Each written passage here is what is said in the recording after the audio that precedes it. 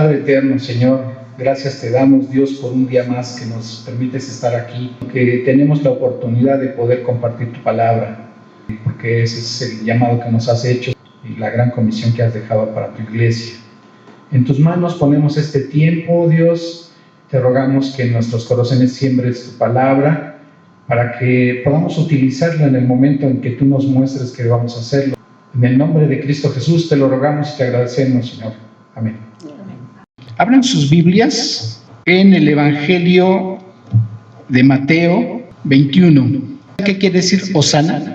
Originalmente esa expresión era dirigida a Dios y decía, sálvanos ahora. Entonces, cuando se mencionaba la palabra Hosana, se dirigía a él y se decía, Jehová, sálvanos ahora. Era una exclamación de angustia, de dolor, pero también de esperanza. Ya en el tiempo del Señor Jesucristo, esa expresión se transformó en el sentido de decir, bendito el que viene en el nombre de Dios. Cuando en el Nuevo Testamento leemos la palabra Señor, es un término griego que quiere decir Dios como Señor.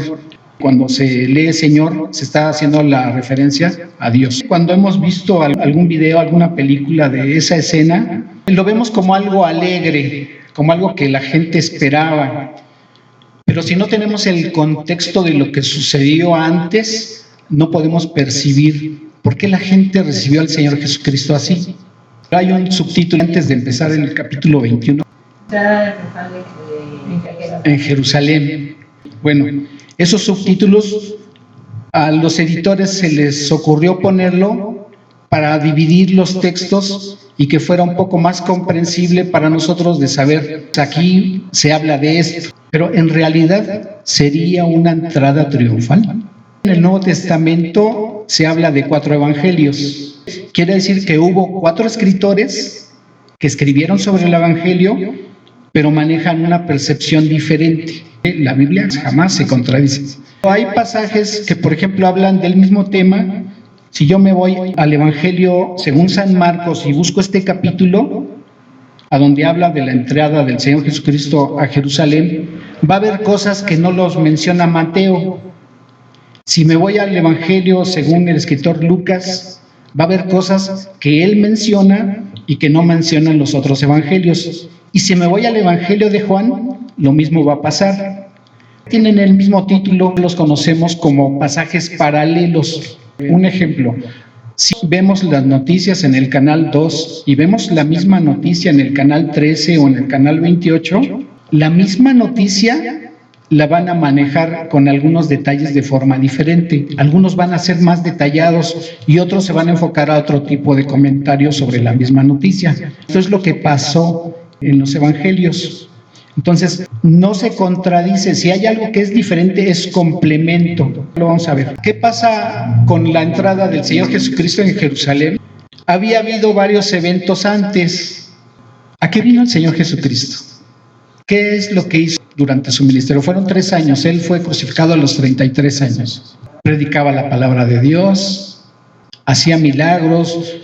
Cuando resucita a Lázaro, es un evento muy importante. Cuando sana leprosos, sana ciegos, a una mujer que tenía un padecimiento de hacía muchos años y ya se había gastado todo su dinero y no era sanada. Son tantos los milagros que hizo el Señor, como aparte de esos, haber multiplicado el pan para alimentar en un evento a más de 3,000 personas y en otro evento a más de 5,000. No me puedo imaginar la cantidad de personas que el Señor Jesucristo sanaba, porque lo conocían en toda la región de Tierra Santa, porque había gente que llegaba posiblemente hasta de otras naciones. Entonces él era famoso. Y entonces, si era famoso, ¿qué pensaría la gente de él? El pueblo de Israel es un pueblo que lee las Escrituras y tienen presentes las profecías de los profetas como Isaías, Jeremías y muchos otros profetas del Antiguo Testamento. Y ellos lo creen, porque ellos tuvieron testimonio de lo que Dios hizo en medio de su pueblo. Hay una profecía que habla de un reinado, y ese reinado Dios prometió al pueblo de Israel que iba a ser a través del linaje del rey David. El rey David fue un rey que anduvo, dice Dios, su palabra, conforme a su corazón. Diríamos entonces que él nunca pecó. Sí pecó. y tuvo pecados muy fuertes. ¿Cuál era la diferencia de él con respecto de otra gente? David no se la pasaba en la iglesia o en un templo. Cuando Dios habla acerca de él, de que andaba conforme a su corazón, quiere decir que él se preocupaba que llegara a cometer un pecado. Él no lo quería hacer. Se entristecía de tal manera que se rendía a Dios y entonces se ponía cuentas con él. Pero veamos el pasaje. Mencionaba que había resucitado a Lázaro. ¿Qué se imaginan que haya pensado la gente cuando vio salir a Lázaro? Ahora imagínense que ustedes conocen a Lázaro. ¿Qué harían? Muchas preguntas, ¿no? Pero esa es una parte. Déjenme leerles el Evangelio de Juan en el capítulo 12. 6 días antes de la Pascua vino Jesús a Betania, donde estaba Lázaro, el que había estado muerto y a quien había resucitado de los muertos, y le hicieron allí una cena. Y Lázaro era uno de los que estaban sentados a la mesa con él. Entonces María tomó una libra de perfume de nardo puro, de mucho precio, y ungió los pies del Señor Jesucristo. Del versículo 9 hasta el versículo 11. Gran multitud de los judíos supieron entonces que él estaba allí y vinieron, no solamente por causa de Jesús, sino también para ver a Lázaro, a quien habían resucitado de los muertos. Pero los principales sacerdotes acordaron dar muerte también a Lázaro, porque a causa de él muchos de los judíos se apartaban y creían en Jesús. Fíjense, ¿qué querían hacer con el Señor Jesucristo? A ver, lea el versículo 10.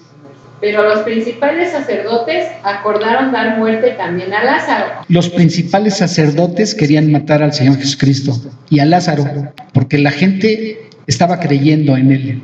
Al siguiente día, grandes multitudes que habían venido a la fiesta, al oír que Jesús venía a Jerusalén, tomaron ramas de palmera y salieron a recibirle y clamaban. Vamos a quedarnos hasta ahí y regresamos a Mateo 21.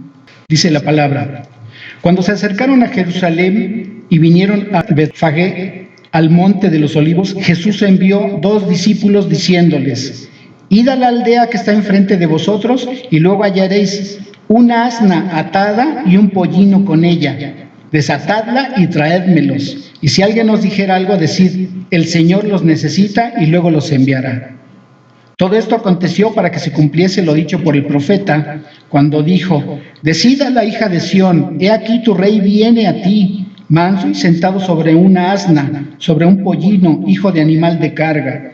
Y los discípulos fueron e hicieron como Jesús les mandó.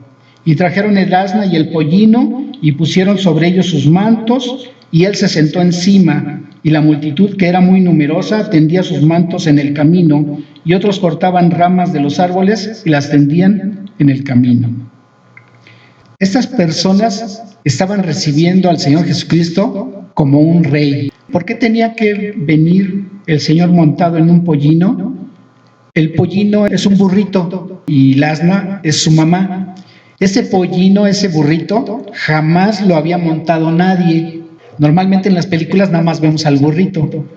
¿Pero por qué traerían a los dos? Tenían que traer a la asna para que en un momento que ella caminara, ella avanzaba, el burrito la iba a seguir.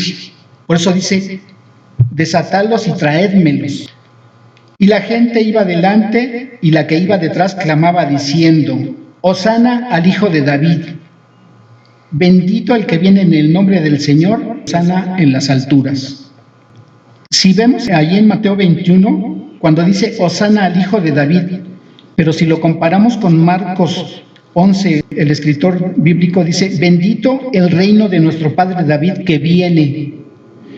Entonces la gente estaba suponiendo que Dios ya iba a permitir que el reino de la descendencia de David se iba ya a establecer.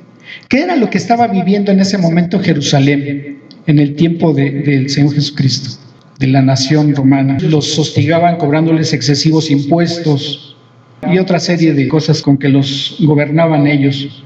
Y entonces le estaban diciendo: bendito, qué bueno que vienes a establecer el reino de tu padre David. Es lo que le estaban diciendo. Cuando le dicen: bendito el que viene en el nombre del Señor, en Lucas 19, 37 y 38, dice el escritor bíblico: Cuando llegaban ya cerca de la bajada del Monte de los Olivos, toda la multitud de los discípulos gozándose comenzó a alabar a Dios a grandes voces por las maravillas que había visto.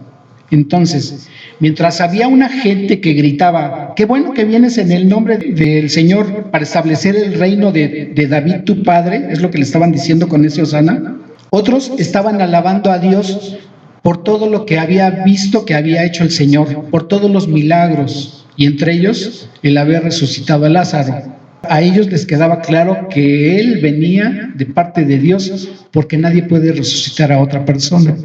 Luego viene la otra expresión.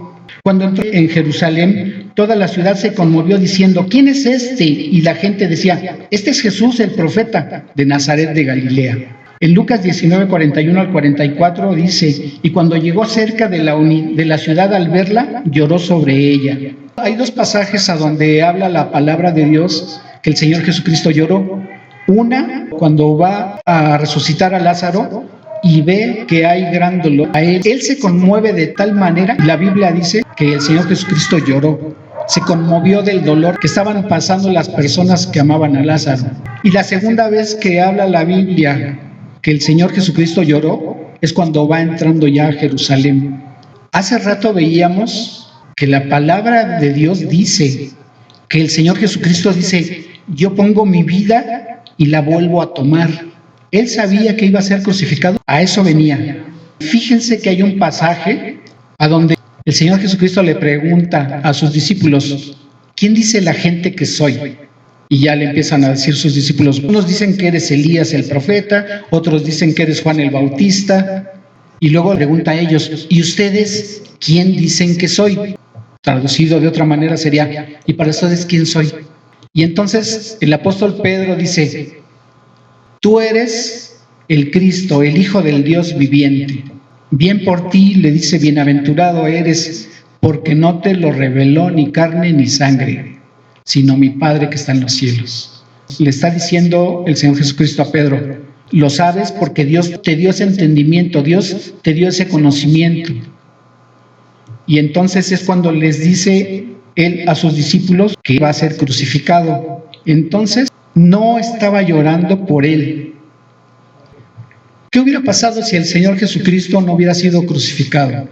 Porque la obra redentora del Señor Jesucristo es haber venido a morir para pagar por nuestros pecados. Él tomó mi lugar y Él tomó el lugar de cada uno de ustedes que ya entregaron su vida al Señor Jesucristo. Dice la palabra que vana sería nuestra fe si Él no hubiera muerto, pero también si Él no hubiera resucitado. ¿Qué hubiera pasado si el Señor Jesucristo no hubiera resucitado? Nosotros seguiríamos condenados. Que Él resucitó quiere decir que Él pagó. La gente que se vaya al infierno, ahí se va a pasar toda la eternidad. ¿Por qué? Porque sus buenas obras jamás les van a alcanzar para cubrir su deuda por los pecados que cometieron. Entonces, si alguien se muere en la condenación de sus pecados, ya no va a salir de ahí. El error de la religión tradicional: vamos a hacerles un novenario para que salgan sus almas del purgatorio.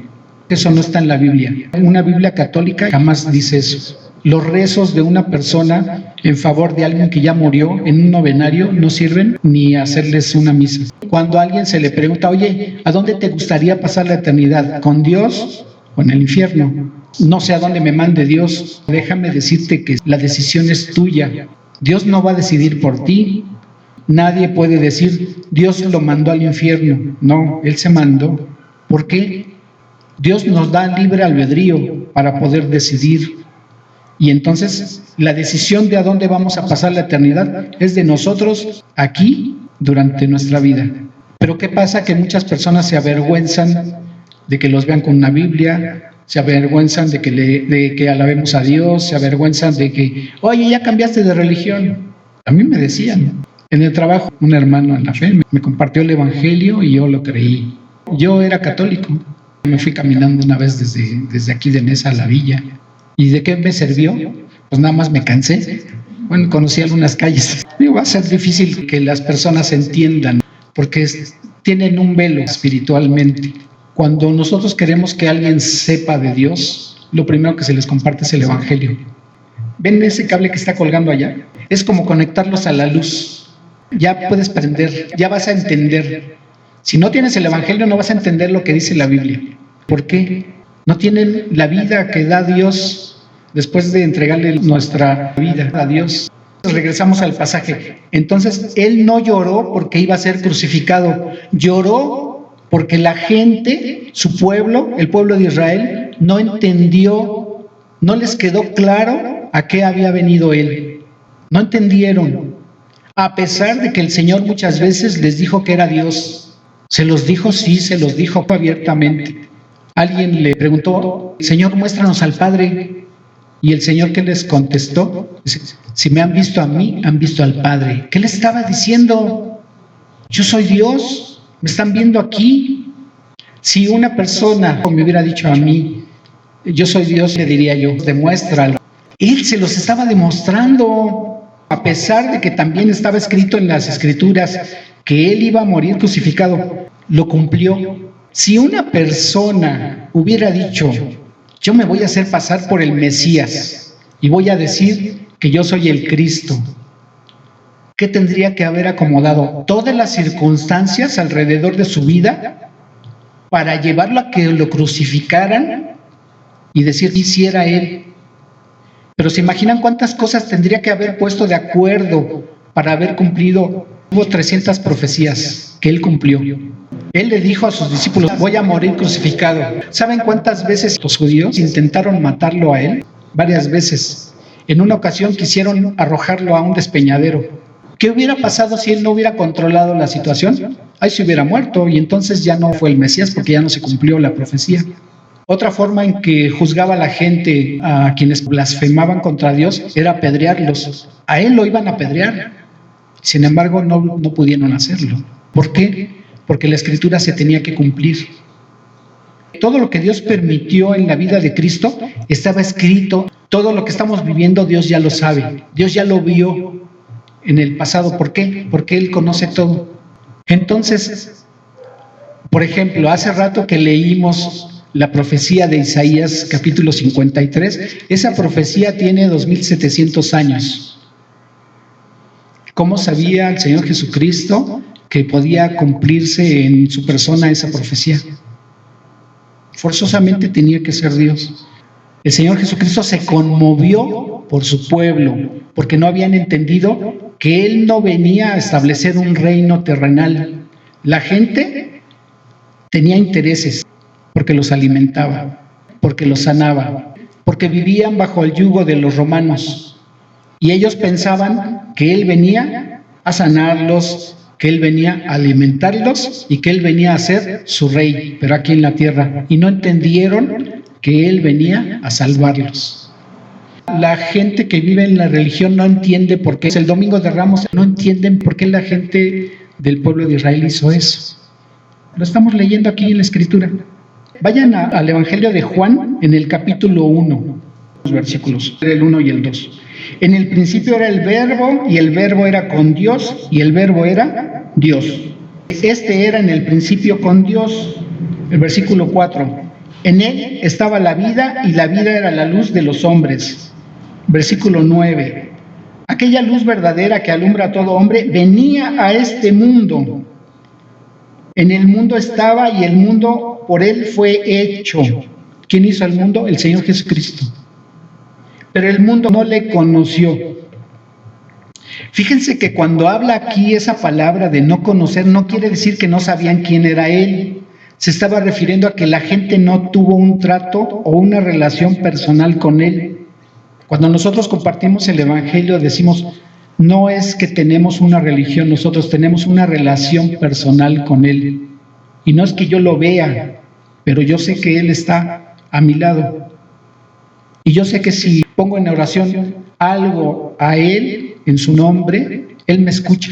O no estoy diciendo: ay, Dios me habla y en la noche cuando me acuesto. No estoy diciendo eso, porque hay falsos predicadores que dicen: oh, Dios me habló y Dios me dijo. Eso no es cierto. Dios nos habla y nos dice y nos muestra a través de la Escritura. Pero si alguien te dice: es que yo escuché su voz, eso no es cierto, es un falso predicador.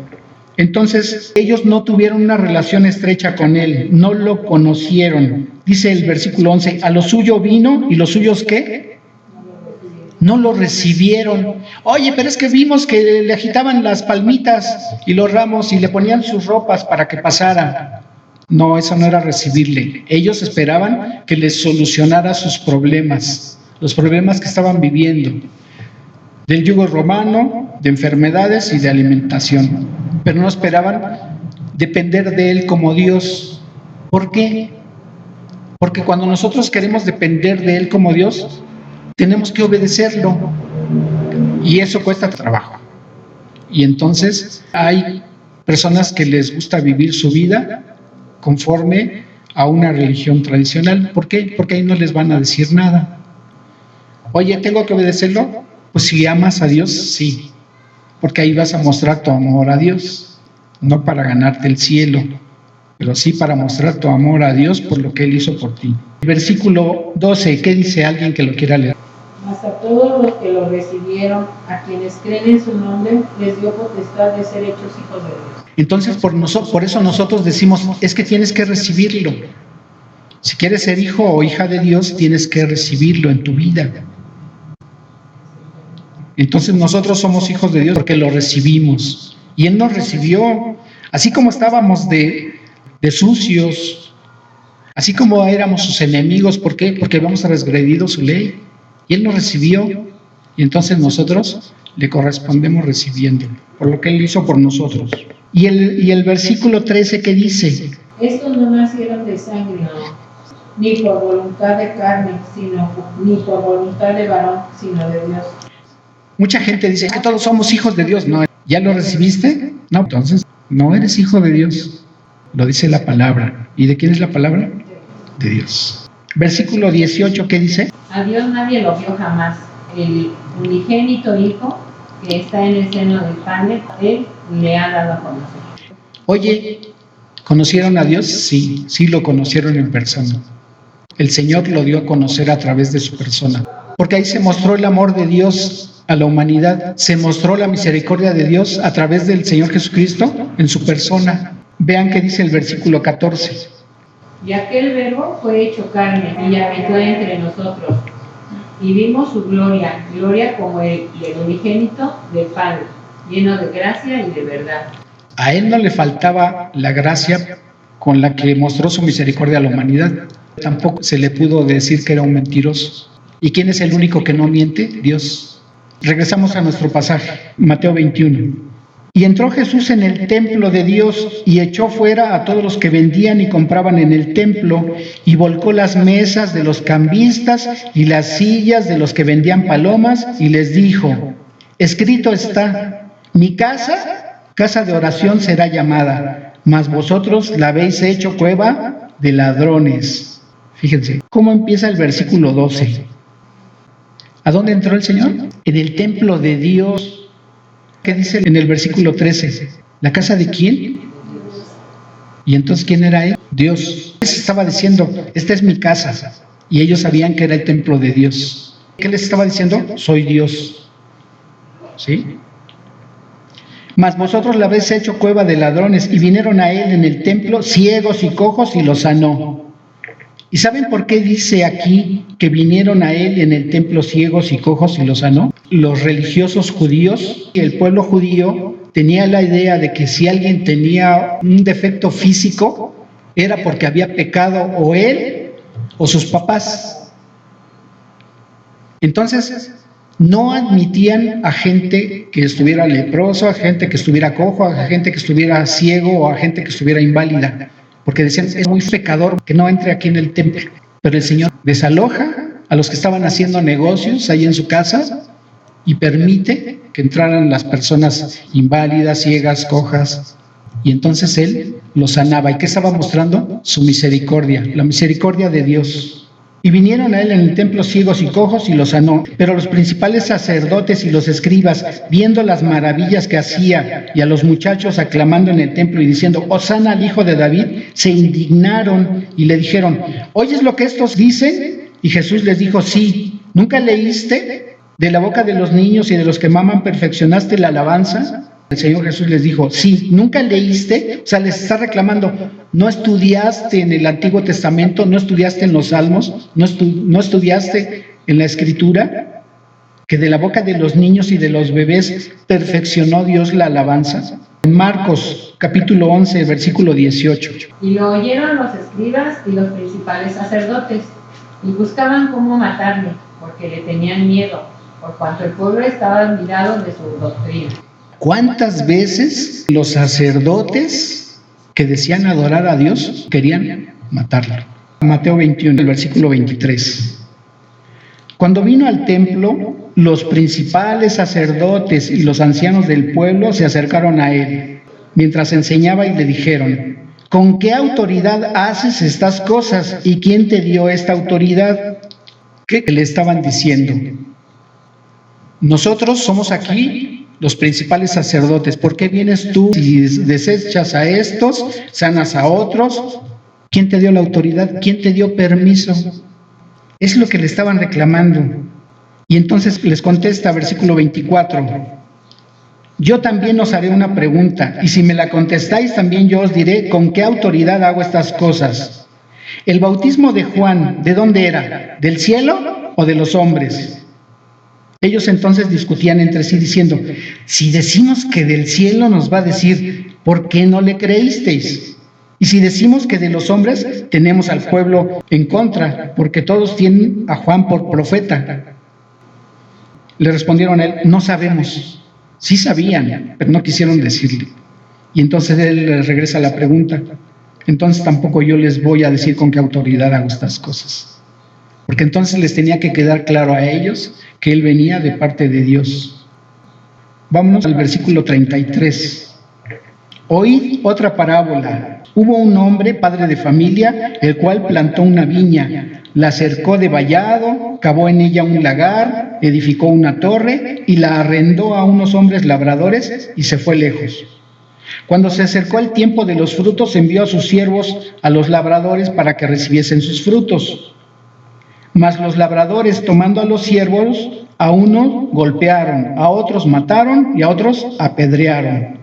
Envió de nuevo a otros siervos, más que los primeros, e hicieron con ellos de la misma manera. Finalmente les envió a su hijo diciendo, tendrán respeto por mi hijo. Mas los labradores, cuando vieron al hijo, dijeron entre sí, este es el heredero, venid, matémosle y apoderámosle de su heredad. Y tomándole le echaron fuera de la viña y le mataron.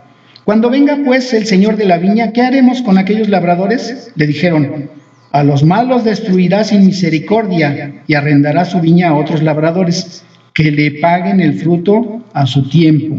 Jesús les dijo, ¿nunca leísteis en las Escrituras? La piedra que desecharon los edificadores ha venido a ser la cabeza del ángulo. El Señor ha hecho esto y es cosa maravillosa a nuestros ojos. Por tanto os digo que el reino de Dios será quitado de vosotros y será dado a gente que produzca los frutos de él. Y el que cayere sobre esta piedra será quebrantado, y sobre quien en ella cayere le desmenuzará. Y oyendo sus parábolas, los principales sacerdotes y los fariseos entendieron que hablaba de ellos, pero al buscar cómo echarle mano temían al pueblo, porque le tenían por profeta. ¿Qué estaba diciendo? Entendieron que les estaba diciendo, ustedes no están enseñando a mi pueblo lo que yo quiero que sepan. Y entonces es cuando Dios permite que el evangelio, lo que él vino a predicar, nos fuera compartido a nosotros, a los que no somos judíos. El pueblo judío distinguía, dice, somos judíos, hay griegos y hay gentiles. Entonces, si no éramos judíos ni griegos, entonces éramos gentiles. Entonces, ese evangelio nos fue compartido a gentiles. ¿Por qué? Porque la misión del pueblo judío era que ellos dieran a conocer a Dios, que ellos que habían tenido una comunicación, una provisión, una protección de parte de Dios hacia ellos lo dieran a conocer al mundo, pero fue lo que no hicieron.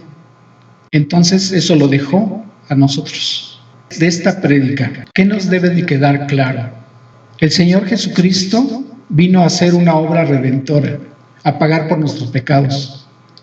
La gente que estaba allí no buscaba las cosas de Dios, buscaba que sus problemas les fueran solucionados. Hay personas que se acercan a Dios cuando ya no tienen solución a sus problemas, cuando tienen un problema de salud muy fuerte, que saben que sus recursos, sus fuerzas, sus conocimientos no los van a sacar del problema que tienen. Es cuando le voltean los ojos al cielo y le dicen: Dios mío, ayúdame.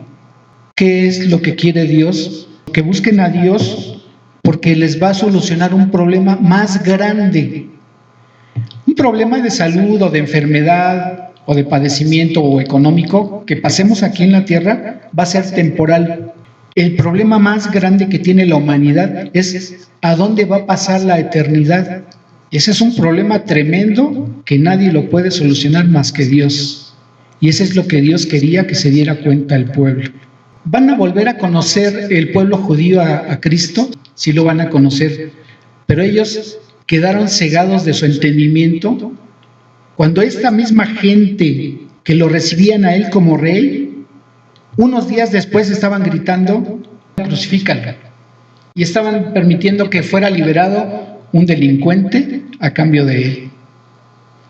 Como no veniste a solucionarnos nuestros problemas como rey, no te quiero, que te crucifiquen. Quizá se quedaron con el recuerdo de que a mucha gente alimentó, quizás se quedaron con el recuerdo de que a mucha gente sanó, pero ellos querían la solución de sus problemas ahí, cuando ellos querían, no en el tiempo de Dios. Querían que les solucionara los problemas que en ese momento tenían, no les interesaba a dónde iban a pasar su eternidad. Y nosotros queremos que la gente sepa a qué vino Él, cuál fue su misión del Señor Jesucristo aquí en la tierra. ¿Por qué cada año en Semana Santa ya sabemos que se hacen representaciones, ya sabemos que se conmemora un año más que Él vino a padecer y a morir en la cruz? Pero no debe de quedarse el recuerdo como algo que pasó hace 2000 años. Vino, era un buen hombre, sí, sanó, alimentó, caminó sobre el mar, pero un día lo aprendieron y lo crucificaron, resucitó. ¿Y saben cómo lo tiene la religión tradicional? En la cruz. Siendo que ellos saben que a las 6 de la tarde Él fue bajado de la cruz para sepultarlo. A las 7 de la noche Él ya no estaba en la cruz, ya estaba en el sepulcro. Y al tercer día Él ya no estaba en el sepulcro, Él ya había resucitado. Dice la palabra que está sentado a la diestra de Dios Padre. ¿La tumba existe? Sí. Y mucha gente la visita. Y la tumba, hicieron una capilla y se hacen colas para entrar a ver la tumba que está vacía. ¿Por qué? Porque el Señor está vivo, Él vive. Pero entonces el pueblo judío sigue esperando al Mesías. ¿Y saben quién va a ser el Mesías que ellos esperan? ¿A quién van a adorar? Al anticristo. Y es una profecía que en nuestros días se está encaminando a ser cumplida. Hace 2700 años hay una profecía en el Antiguo Testamento que habla del anticristo y dice que se va a sentar en el templo de Dios. Oye, pero ese templo ya no existe. Hay un muro, el muro de los lamentos. Se ven a los judíos que se acercan a la pared y están orando ahí a Dios. Ese es lo que queda de ese templo. Pero si ustedes buscan en internet, ese templo lo van a volver a reconstruir. No sé si dentro de 3 o de 5 años, no lo sabemos, porque la Escritura dice que nadie sabe ni el día ni la hora. Pero nosotros ya no vamos a estar aquí. Hay de las personas que viven aquí en esos días, porque esa profecía está pronto que va a ser cumplida. Y entonces, ¿qué es la misión de la iglesia? ¿A qué estamos nosotros aquí? A que la gente conozca qué es lo que Dios dice para que no vivan ese tiempo terrorífico que está por cumplirse. Oye, y entonces van a conocer al Mesías. Vamos a Apocalipsis, del capítulo 1. Dice desde el versículo 5: y de Jesucristo, testigo fiel, el primogénito de los muertos y el soberano de los reyes de la tierra, al que nos amó y nos lavó de nuestros pecados. ¿Con qué? Con su sangre, y nos hizo reyes y sacerdotes para Dios su Padre. A Él sea gloria e imperio por los siglos de los siglos. Amén. He aquí que viene con las nubes, y todo ojo le verá, y los que le traspasaron, y todos los linajes de la tierra harán lamentación por él. Sí, amén. El versículo 8, yo soy el alfa y el omega, el principio y el fin, dice el Señor, el que es y que era y que ha de venir. ¿Quién? El Todopoderoso. Cuando el pueblo judío vean que Él regresa, cuando Él regrese va a venir como juez y va a venir a juzgar a la tierra. Y entonces va a acontecer lo que dice el libro de Apocalipsis. Pero esa profecía del anticristo no va a tardar mucho en que se cumpla. Y esa es una de las razones por las que nosotros creemos la Biblia. Porque algo que estaba escrito miles de años antes, en nuestros días, es algo que se va a cumplir. Y entonces, ¿qué nos queda? Compartir lo que nosotros sabemos a nuestras familias y a quien tengamos oportunidad de compartirlas. No dejes pasar más tiempo. Si Dios hoy ha hablado a tu vida, ¿estás consciente de lo que Dios te dice aquí en la Escritura? Inclina tu rostro y dile esto a Dios. Dios Todopoderoso, he pecado y a ti te he ofendido con mis pecados, Señor, porque he transgredido tu ley, he transgredido tus mandamientos. Y tu palabra dice que mis pecados me condenan a un castigo eterno en el infierno. Yo he escuchado el Evangelio y del amor que tienes para la humanidad, en la cual yo soy parte. Me arrepiento de mis pecados, me arrepiento de haberlos cometido. Quiero alejarme de los pecados. Y te ruego que con la preciosa sangre que fue derramada en la cruz del Calvario, mis pecados sean lavados y tenga yo tu perdón. Yo reconozco y creo, Señor Jesucristo, que tú eres Dios, que aunque fuiste crucificado y muerto en esa cruz del Calvario, fuiste resucitado al tercer día y ahora estás sentado a la diestra de Dios Padre, intercediendo por mí. Yo te ruego que me perdones de mis pecados y abro mi corazón y te invito a que entres y mores en él, para que hagas de mí la persona que tú quieres que yo sea. Transfórmame, Señor.